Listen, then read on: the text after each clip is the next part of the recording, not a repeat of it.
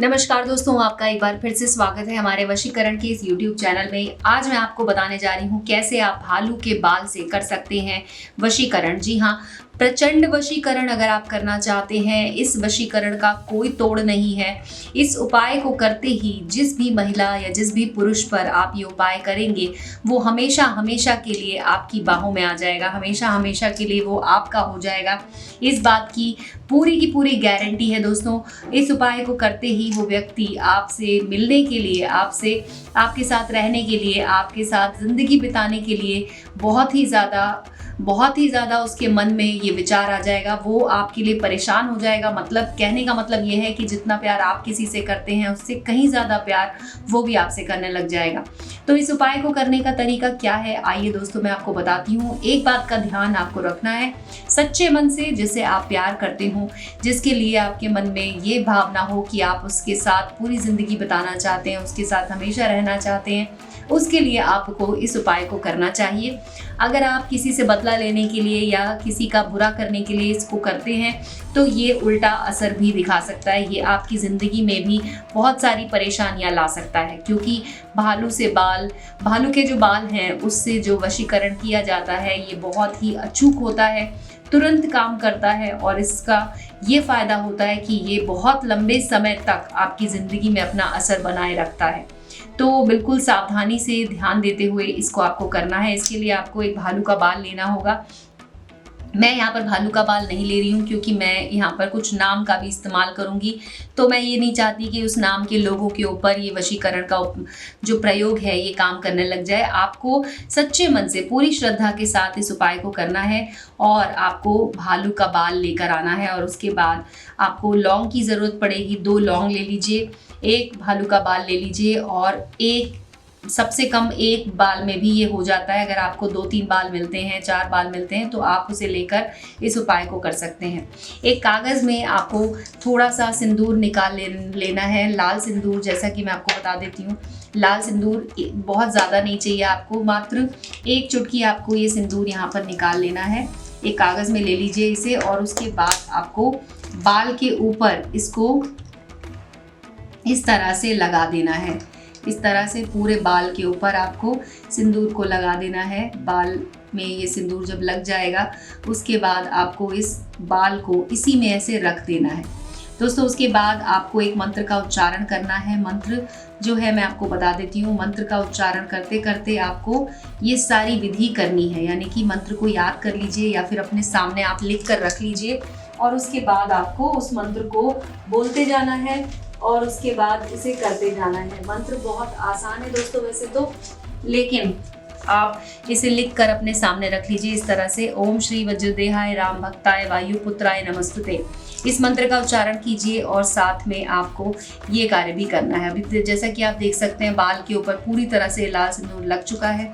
अब आपको लौंग लेनी है। लौंग के ऊपर आपको इसको, बाल को ऐसे एक हाथ से यूं लपेटते जाना है। जब आप इसे लपेट रहे होंगे, उस समय भी आपको इस मंत्र का उच्चारण करना है। ओम श्री वज्रदेहाय राम भक्ताय वायुपुत्राय नमस्तुते। और आपको उस व्यक्ति का अपने मन में विचार करना है जिसके लिए आप ये सारे कष्ट झेल रहे हैं, आपके लिए जिसके लिए आप इस मंत्र को पढ़ रहे हैं, जिसके लिए आप इस विधि को कर रहे हैं। आपको मात्र उस एक व्यक्ति का नाम अपने दिमाग में सोचना है, उसका चेहरा आपके दिमाग में होना चाहिए। इस तरह से आपको ये उपाय करना है दोस्तों। तो इस बात का बहुत अच्छे से ध्यान रखें कि जिस समय आप इस उपाय को कर रहे हो, आपके आसपास में कोई ना हो। इस तरह से आप देख सकते हैं, मैं लौंग के ऊपर इस धागे को, यानी कि इस बाल को, जो कि मैंने बाल लिया हुआ है, उसे मैं लपेट रही हूँ। आधा आप इस पे एक लौंग पे लपेट दीजिए। उसके बाद दूसरी लौंग को भी यहाँ पे रखिए।